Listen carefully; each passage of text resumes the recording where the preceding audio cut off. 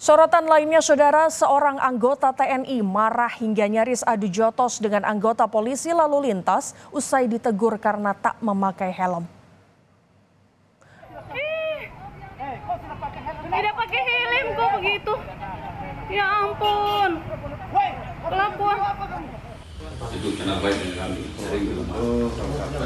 Adu mulut antara anggota TNI dan polisi ini terjadi di Kabupaten Sika, Nusa Tenggara Timur pada Kamis pagi. Seorang anggota TNI marah usai ditegur oleh polisi lalu lintas karena tak memakai helm saat mengendarai sepeda motor. Atas kasus ini, pihak Kodim 1603 Sika telah berkoordinasi dengan kesatuan asal anggota TNI guna diperiksa lebih lanjut.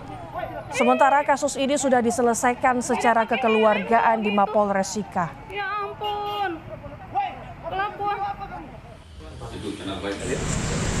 TNI tidak menggunakan helm, kemudian ditegur, kemudian ada sedikit kesalahpahaman, kemudian kita selesaikan.